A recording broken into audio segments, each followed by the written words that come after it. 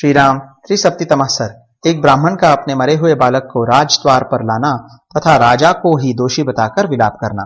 शत्रुघ्न को मथुरा मतलब मधुपुरी भेजकर भगवान श्री राम भरत और लक्ष्मण दोनों भाइयों के साथ धर्मपूर्वक राज्य का पालन करते हुए बड़े सुख और आनंद से रहने लगे। तदनंतर कुछ दिनों के बाद उस जनपद के भीतर रहने वाला एक बूढ़ा ब्राह्मण अपने मरे हुए बालक का शव लेकर राजद्वार पर आया।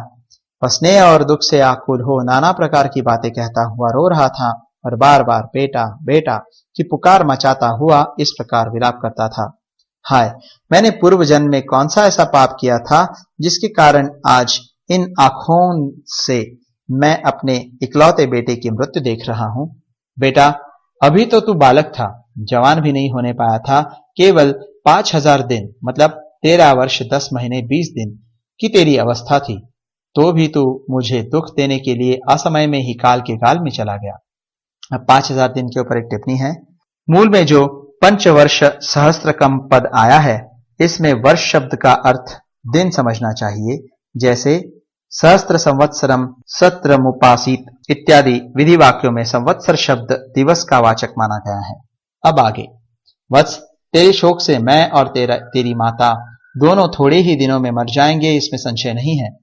मुझे याद नहीं पड़ता कि कभी मैंने झूठ बात मुंह से निकाली हो, किसी की हिंसा की हो अथवा समस्त प्राणियों में से किसी को भी कभी कष्ट पहुंचाया हो।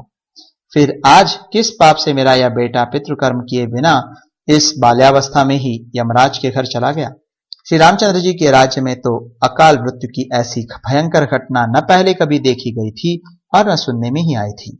निस्संदेह श्री राम का ही कोई महान दुष्कर्म है जिससे इनके राज्य में रहने वाले बालकों की मृत्यु होने लगी। दूसरे राज्य में रहने वाले बालकों को मृत्यु से भय नहीं है, अतः राजन, मृत्यु के वश में पड़े हुए इस बालक को जीवित कर दो, नहीं तो मैं अपनी स्त्री के साथ इस राजद्वार पर अनाथ की भांति प्राण दे दूंगा।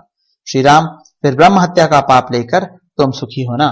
महाबली नरेश, हम तुम्हारे राज्य में बड़े सुख से रहे हैं, इसलिए तुम अपने भाइयों के साथ दीर्घजीवी होगे। श्री राम, तुम्हारे अधीन रहने वाले हम लोगों पर यह बालक मरण रूपी दुख सहसा आ पड़ा है, जिससे हम स्वयं भी काल के अधीन हो गए हैं, अतः तुम्हारे इस राज्य में हमें थोड़ा सा भी सुख नहीं मिला। महात्मा इक्ष्वाकुवंशी नरेशों का यह राज्य अब अनाथ हो गया है। श्री राम को स्वामी के रूप में पाकर यहाँ बालकों की मृत्यु अटल है। राजा के दोष से जब प्रजा का विधिवत पालन नहीं होता, तभी प्रजा वर्ग को ऐसी विपत्तियों का सामना करना पड़ता है। राजा के दुराचारी होने पर ही प्रजा की अकाल मृत्यु होती है, अथवा नगरों तथा जनपदों में रहने वाले लोग सब अनुचित कर्म पापाचार करते हैं और वहां रक्षा की कोई व्यवस्था नहीं होती, उन्हें अनुचित कर्म से रोकने के लिए कोई उपाय नहीं किया जाता, तभी देश की प्रजा में अकाल मृत्यु का भय प्राप्त होता है। अतः यह स्पष्ट है कि नगर या राज्य में कहीं राजा से ही कोई अपराध हुआ होगा, तभी इस तरह बालक की मृत्यु हुई है, इसमें कोई संशय नहीं है।